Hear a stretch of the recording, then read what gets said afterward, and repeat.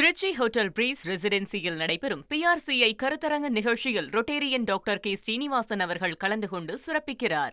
வினாத்தாள் கசிவை தடுக்கும் மசோதாவுக்கு மத்திய அமைச்சரவை ஒப்புதல் அளித்திருக்கிறது. அதாவது பொது தேர்வுகள் முறையற்ற வழிமுறைகளை தடுத்தல் மசோதாவுக்கு மத்திய அமைச்சரவை ஒப்புதல் அளித்திருக்கிறது. பிரதமர் மோடி தலைமையில் நடைபெற்ற அமைச்சரவை கூட்டத்தில் இந்த ஒப்புதலானது அளிக்கப்பட்டிருக்கிறது. இந்த மசோதாவை திங்கட்கிழமை நாடாளுமன்றத்தில் பரிசீலிக்க வாய்ப்பானது ஏற்பட்டிருக்கிறது. வினாத்தாள் கசிவை தடுக்கும் மசோதாவுக்கு மத்திய அமைச்சரவை ஒப்புதல் அளித்திருக்கிறது. விவரங்களோடு இணைகிறார் நமது செய்தியாளர் ரமேஷ்குமார். வணக்கம் ரமேஷ்குமார், இந்த மசோதாவில் என்ன மாதிரியான புதிய விதிகள் சேர்க்கப்பட்டிருக்கு, முழு விவரங்கள்? வினாத்தாள் முறைகேடுகளை தடுக்கும் வகையில் மத்திய அமைச்சரவை கூட்டத்தில் முக்கியமான மசோதாவுக்கு ஒப்புதல் வழங்கப்பட்டிருக்கிறது.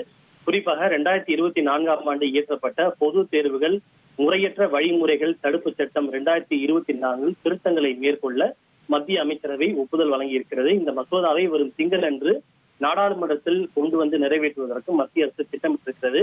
குறிப்பாக இந்த சட்டம் ஏற்கனவே பொது தேர்வுகளில் வினாத்தாள் கசிவதை தடுப்பதற்காக கொண்டு வரப்பட்ட ஒரு சட்டம். இதில் சில முக்கியமான கடுமையான சட்டப்பிரிவுகள் சேர்க்கப்பட்டிருக்கின்றன. குறிப்பாக விரைவு நீதிமன்றம் அமைப்பது, வினாத்தாள் தொடர்பான கசிவு வழக்குகளை விரைவாக விசாரிக்க ஏதுவாக விரைவு நீதிமன்றங்களை அமைப்பது, கடுமையான சிறை தண்டனை மற்றும் அபராதம் உள்ளிட்டவை செய்யக்கூடிய வகையிலான திருத்தங்களை இந்த சட்டத்தில் செய்யப்பட்டிருப்பதாக ஒரு தகவல். இருப்பினும் என்னென்ன மாதிரியான தண்டனைகள் பரிந்துரைக்கப்பட்டிருக்கிறது, எவ்வளவு அபராதம் என்பதை இன்னும் சற்று நேரத்தில் மத்திய அமைச்சர்கள் மாலை 4 மணிக்கு செய்தியாளர் சந்தித்து விவரமாக விளக்க இருக்கிறார்கள்.